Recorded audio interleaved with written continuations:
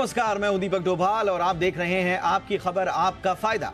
अंतरिम बजट में वित्त मंत्री निर्मला सीतारमण ने मिडिल क्लास के लिए सस्ते घरों को लेकर बड़ी घोषणा की।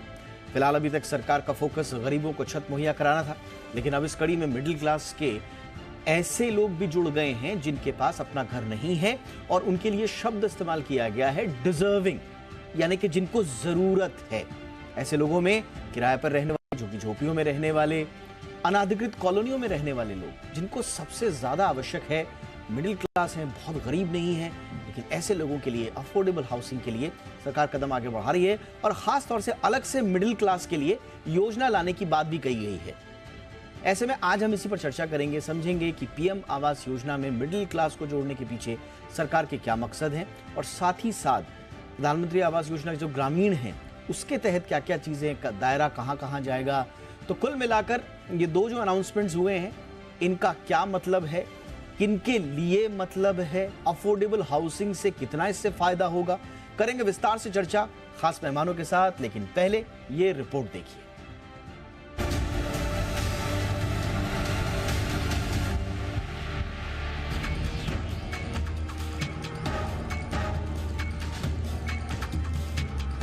सरकार ने सस्ते आवास योजना का दायरा बढ़ा दिया है। अभी तक इस योजना के तहत सरकार गरीबों को छत मुहैया कराती है, लेकिन अब मिडिल क्लास से जुड़े ऐसे लोग भी सस्ते आवास का लाभ पा सकेंगे जिनके पास अपना घर नहीं है। दरअसल अंतरिम बजट में वित्त मंत्री निर्मला सीतारमण ने मिडिल क्लास के लिए सस्ते घर के लिए बड़ी घोषणा कर देश में समावेशी विकास पर जोर दिया है। पिछले 10 सालों में सरकार का स्लोगन रहा है सबका साथ सबका विकास, लेकिन सरकार को लगा कि देश के समावेशी विकास में एक बड़ा तबका पीछे छूट रहा है और वो तबका है मध्यम वर्ग। ऐसे सरकार की गरीबों को छत मुहैया कराने की योजना बेहद सफल रही है। ऐसे में इस मुहिम को आगे बढ़ाते हुए सरकार ने एक ऐसे तबके को पीएम आवास योजना से जोड़ने की बात कही है जिसका आबादी के लिहाज से आकार बहुत बड़ा है। सरकार के इस कदम को वोट बैंक की राजनीति के चश्मे से देखा जा सकता है, लेकिन सच्चाई यही है कि शहरों में आबादी का दबाव लगातार बढ़ रहा है। रियल्टी सेक्टर से जुड़ी फर्म कुशमन एंड वेकफील्ड की माने तो अगले 1.5 दशक में देश की करीब 60% आबादी शहरों में रहने लगेगी। जाहिर है जब शहरों पर जनसंख्या का ये दबाव बढ़ेगा तो इनके रहने के लिए घरों की भी जरूरत होगी। बिल्डर्स मिडिल क्लास की जेब के मुताबिक जरूरत को पूरा शायद ही कर पाए। ऐसे में सरकार की ओर से सस्ते घरों को लाने की योजना बेहद कारगर साबित हो सकती है। जाहिर है इतनी बड़ी संख्या में घरों की जरूरत को देखते हुए सरकार की मिडिल क्लास को घर मुहैया कराने की स्कीम एक दूरदर्शी सोच साबित हो सकती है। पिछले साल के बजट में वित्त मंत्री निर्मला सीतारमण ने प्रधानमंत्री आवास योजना के लिए आवंटन रकम में 66% की बढ़ोतरी कर इसे 79,000 करोड़ रुपए कर दिया था। इस आवंटित धन में से 25,103 करोड़ रुपए सभी के लिए आवास मिशन में तेजी लाने के लिए पीएमवाई के मद में आवंटित किए गए थे, यानी 25,000 करोड़ रुपए का इस्तेमाल मिडिल क्लास वालों को घर मुहैया कराने के लिए किया जा सकता है। क्योंकि इनकम के आधार पर बात करें तो शहरी इलाकों में रहने वाला मध्यम वर्ग कई कैटेगरीज में आता है। ऐसे में सरकार आय के आधार पर मिडिल क्लास को सस्ते घर मुहैया करा सकती है। मिडिल क्लास को सस्ते आवास मुहैया कराने की सरकार की कवायद निश्चित तौर पर गेम चेंजर साबित होगी। इससे रियल्टी सेक्टर में बिल्डर्स पर भी किफायती घर बनाने का दबाव बढ़ेगा और इसका फायदा सीधे तौर पर मिडिल क्लास को मिलेगा। ब्यूरो रिपोर्ट, जी मीडिया।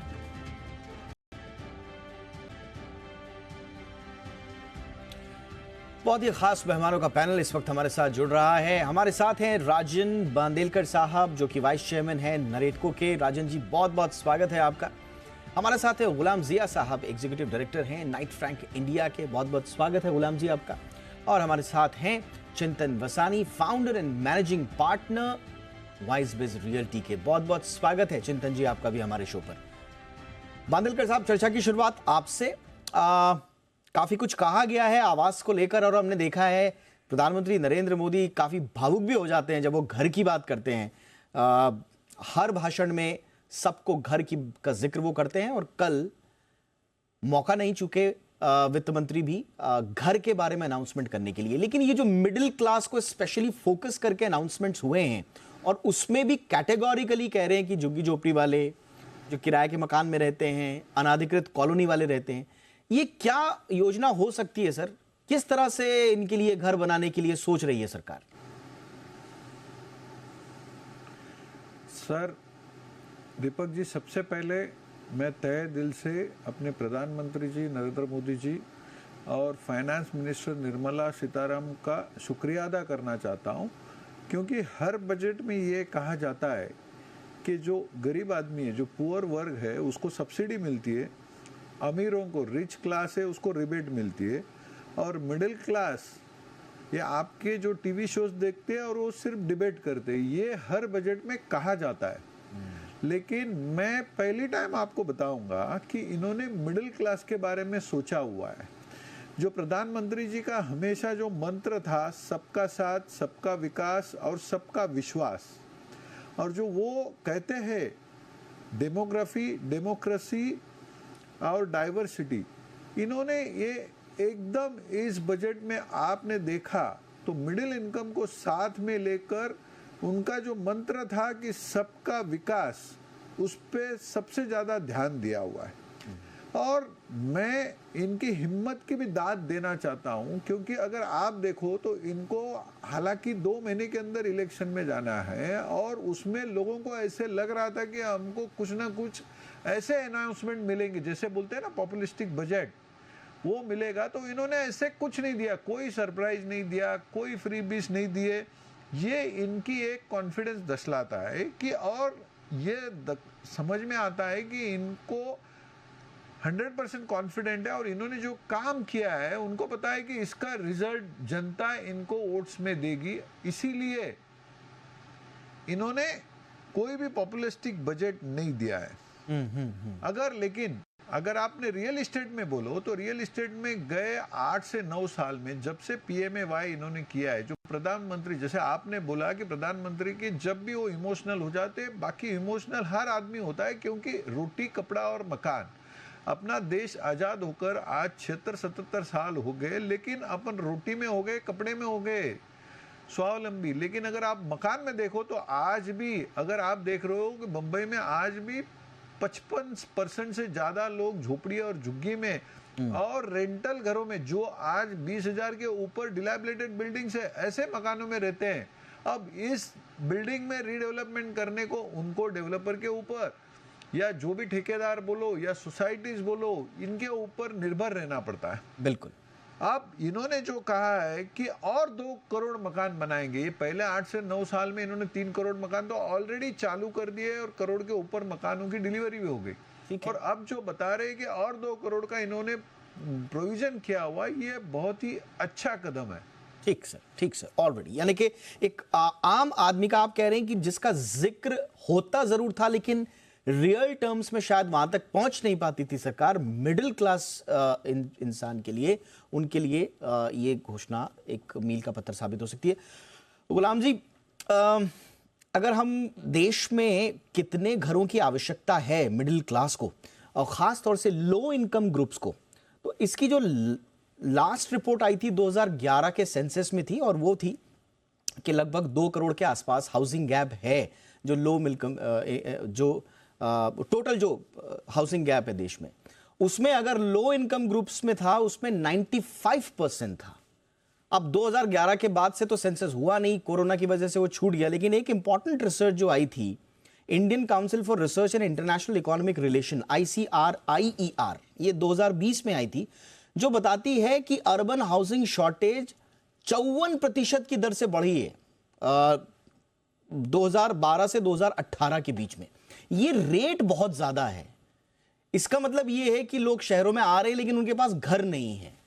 अब सरकार, कंफ्यूजन ये हो रहा है कि सरकार ग्रामीण इलाकों में ये घर बनाना चाहती है या अर्बन हाउसिंग में ये अफोर्डेबल लाना चाहती है। थोड़ा सा ब्रेकडाउन करके समझाएं, कल एग्जैक्टली कौन सा तबका सरकार के फोकस में था? देखिए, ये विकट सिचुएशन है, परिस्थिति बहुत ही कॉम्प्लिकेटेड है, क्योंकि और चूंकि हमें क्लैरिटी अब तक किसी के पास भी नहीं है। जब सरकार ने अनाउंसमेंट किया तो किस चीजों पर उन्होंने गौर किया और किस चीज पर वो एक्चुअल एक्ट करने वाले हैं, वो अब तक हमें पता नहीं है। तो हम अटकलें लगा रहे हैं इस समय। लेकिन चूंकि आपने बात स्टैटिस्टिक्स की है, तो ये चाहे वो 54% ग्रोथ ले लें पिछले 11-12 साल में, जब से लास्ट सेंसस हुआ उसके बाद से, या और ज्यादा, इसका डायरेक्ट असर आपको, अगर आप मुंबई जैसे शहर में हम सब रहते हैं, हमें दिखाई देता है। जैसे बंदेलकर जी बता रहे थे कि कितने लोग झुग्गी झोपड़ियों में रहते हैं, और वो चीज तो हकीकत है, वो कुछ बदली नहीं है। लेकिन यहाँ पर जो आपने अगला सवाल पूछा था कि ग्रोथ जो हुई है, इसकी ग्रोथ जाहिर सी बात है कई कारणों से हुई। इसमें सबसे बड़ा कारण है कि देश में जो सारा एक ग्रोथ का माहौल बना हुआ है, चाहे वो इकोनॉमिक हो, चाहे इंफ्रास्ट्रक्चर रिलेटेड हो, या जॉब क्रिएशन हो, इन सारी चीजों के कारण जो कुछ भी ग्रोथ हो रही है, इस ग्रोथ के वजह से जाहिर सी बात है एक बहुत बड़ा तबका रूरल से अर्बन एरियाज की तरफ या सेमी अर्बन एरियाज में आ रहा है, और उन सबको मकान की आवश्यकता है। तो वो चीज अपने आप में एक बहुत बड़ा जो चैलेंज दे रही है। उसका कारण ग्रोथ का जो ट्रेजेक्ट्री, जो ग्रोथ ट्रेजेक्ट्री इन्होंने अपनाई है, जो पॉलिसी ग्रोथ के लिए उन्होंने ली है, उसके कारण ये भी एक बहुत बड़ी ग्रोथ हो रही है। एक तरह का एक एटॉमिक रिएक्शन जैसा है कि आप जितनी ग्रोथ तरक्की करोगे उतना ही ज्यादा मकान की आवश्यकताएं बढ़ेंगी। और उस चीज को मद्देनजर रखते हुए आज पहली बार मिडिल क्लास की जो बात, जैसे बंदेलकर जी भी कह रहे हैं, पहली बार हम सबके लिए, मैं मानता हूं हम मिडिल क्लास के लोग हैं, हमारे लिए पहली बार किसी बजट में इसके बारे में किसी ने सोचा है। और जो उसके जो चंद एक पहलू हैं, अगर आप झुग्गी झोपड़ियों की बात कर लें, बहुत सिंपल सारी बात है, उन सबको एक बेहतर मकान की जरूरत है। लेकिन जहां बात आ जाती है रेंटल की, रेंटल जो लोग किराए पे मकान पे रहते हैं, ये जरूरी नहीं है कि हर वो शख्स जो किराए के मकान में रहता है उसे मकान की आवश्यकता है।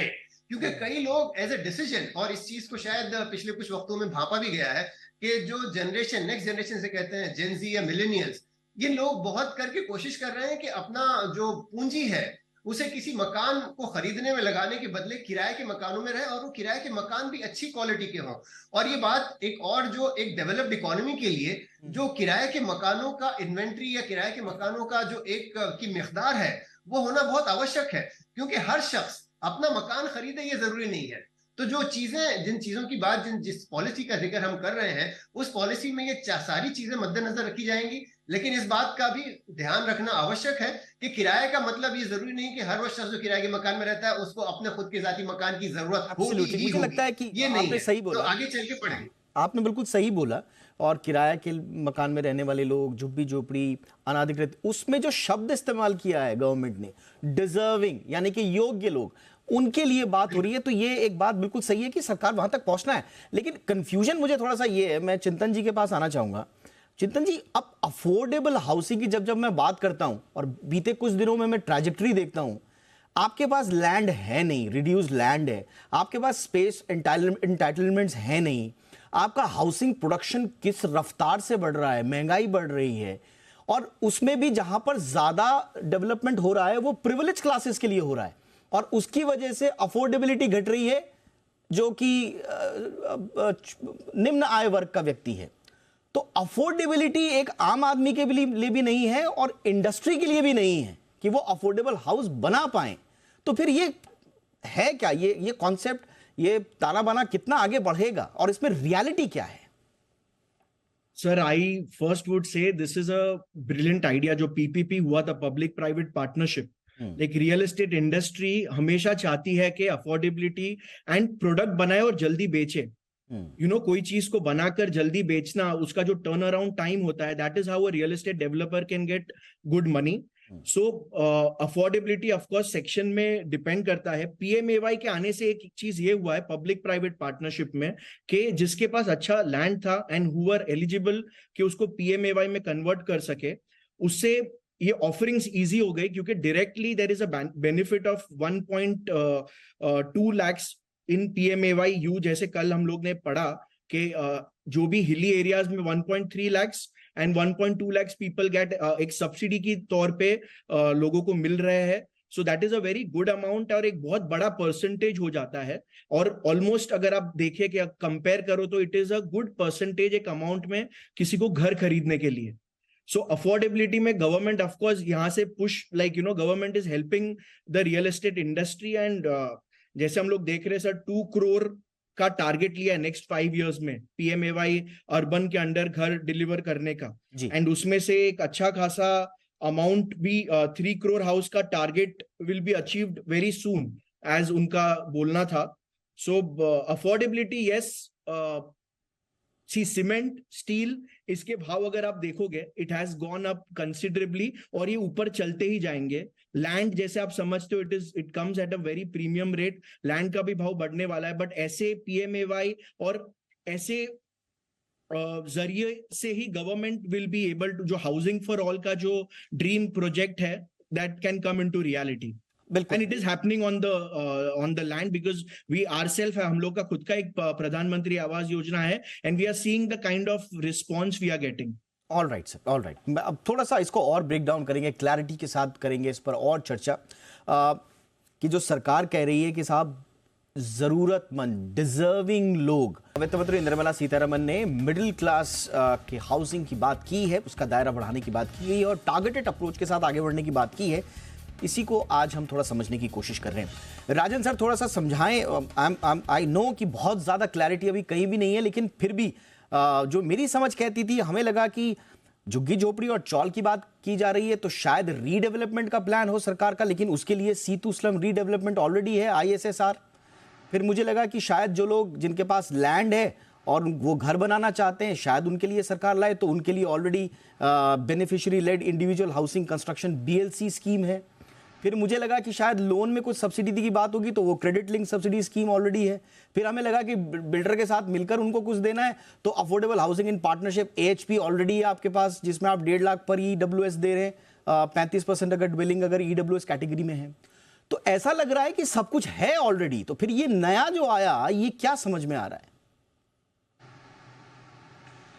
दीपक जी, इसकी क्लैरिटी तो अपने को जब ये निर्मला सीतारामन जी, मतलब हम चाहते हैं कि वो चुन के आ जाएंगे और ऐसे लग रहा है कि वापस यही सरकार आ जाएंगी, तो जब ये बजट देंगे उसी वक्त क्लैरिटी आ सकते हैं। लेकिन आपकी बात 100% सही है, क्योंकि जब PMAY में पहले 4 वर्टिकल थे, अब ये वर्टिकल में क्या था कि इनके पहले जो काफी कंडीशंस थी कि जिसमें काफी लोग बैठ नहीं रहे थे। ओके। तो हमारी एज ए नेरेडको और क्रेडाई दोनों एसोसिएशन से मांग थी कि भैया इस कंडीशन को आप थोड़ा सा और रिलैक्सेशन करो, क्योंकि अब इन्होंने क्या किया था कि इनकी जो स्लैब रखी हुई थी कि सैलरी इनकम की स्लैब रखी हुई, अब वो स्लैब इन्होंने समझो 8 या 10 साल पहले किया है और थैंक्स टू कोरोना या जो भी अपना बोलते हैं ना इंडिया का जो डेवलप हो रहा है, शाइनिंग इंडिया बोलो या मेक इन इंडिया बोलो, इसके वजह से लोगों की जो तनख्वाह बढ़ी है तो क्या हो रहा है कि जितने भी लोग हैं वो ब्रैकेट के बाहर निकलते जा रहे हैं। तो ऑटोमेटिकली अगर इन्होंने ब्रैकेट बढ़ा दिया तो क्या होगा कि जितने लोग जो ब्रैकेट के बाहर थे या बॉर्डर लाइन पे थे वो वापस उसमें एलिजिबल हो जाएंगे।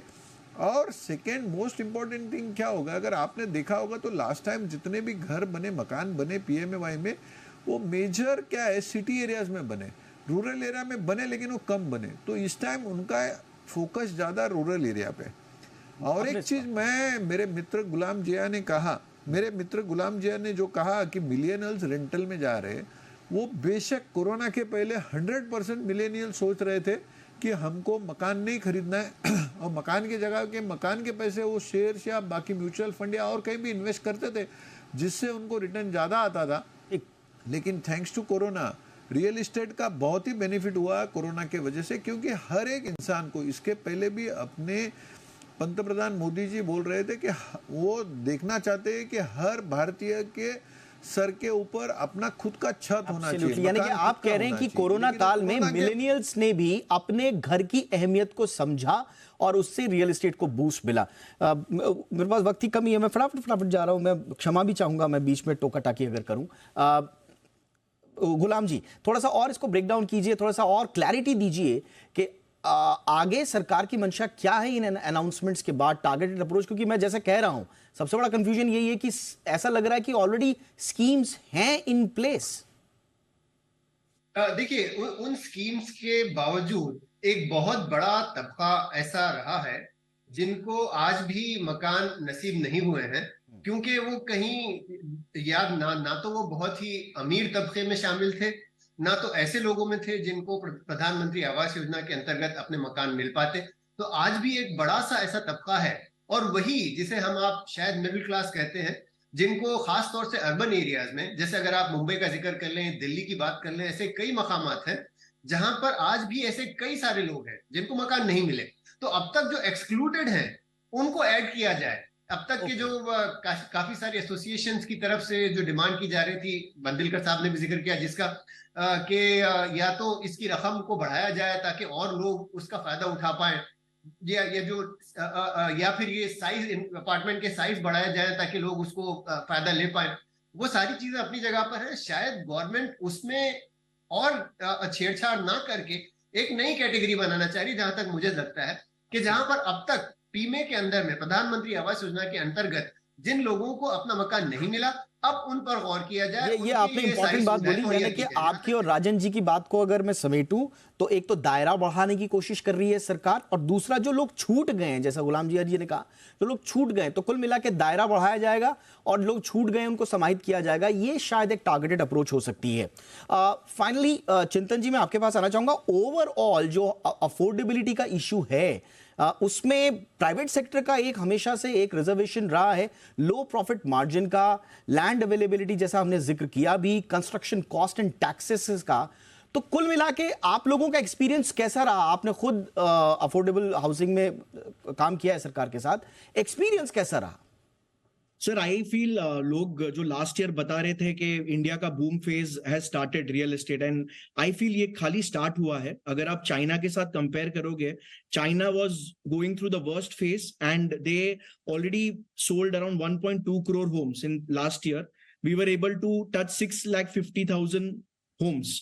सो यू नो, जो बूम फेज बोल रहे हैं वो स्टार्ट हो रहा है। PMAY PMAY अर्बन, ये सब डेवलपमेंट्स के through of course affordability government के साइड से जब बैकिंग मिलेगा, we will be able to offer flats at a competitive rate, at a proper rate. और मुझे ऐसा लगता है कि ये चीजों के बारे में लोगों को पता रहना भी बहुत जरूरी है, क्योंकि जब हमारी टीम बहुत लोगों से मुंबई में भी बात करती है, बहुत कम लोगों को पता है। मुझे पर्सनली सर एक चीज है कि विलेजेस में जो लोग रहते हैं, उन्होंने अपना घर, पक्का घर बनाने के लिए बहुत लोगों ने इसका बेनिफिट उठाया है compared to people in Mumbai. अगर समझो कोई स्लम में रह रहा है, ही इज वेरी, उसके माइंड में एक क्लियर विजन है कि भाई मुझे बहुत दूर नहीं जाना है, but then there are accessible areas which is very near to Mumbai, जैसे KDMC, जैसे राजन सर भी बताएंगे KDMC के बारे में। It is not very far from Mumbai. So you no, अगर लोगों को उसके बारे में पता रहना, PMAY के बारे में तलाश रहे हैं लोग, एक दिशा, आप कह रहे हैं कि अगर एक दिशा मिल जाए तो लोग ऑप्शंस भी तलाश लेते हैं।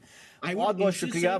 मेरे पास वक्त की कमी थी। ये सब्जेक्ट ऐसा है कि इस पर बात, लेकिन मुझे लगता है कि बाकी चैनल्स पर मोटी मोटी बातें हो रही हैं, साहब ये अनाउंस हो गया, वो अनाउंस हो गया, मिडिल क्लास, लेकिन असली वो कौन सा मिडिल क्लास है, वो कौन व्यक्ति है जिसके लिए ये घर आएंगे, मुझे लगता है बारीकी से हमने आज पड़ताल की। और ऐसा लगता है कि सरकार एक टारगेटेड अप्रोच के साथ दायरा बढ़ाकर जो लोग छूट गए उनको लाकर एक नया मैसेज देने की कोशिश कर रही है।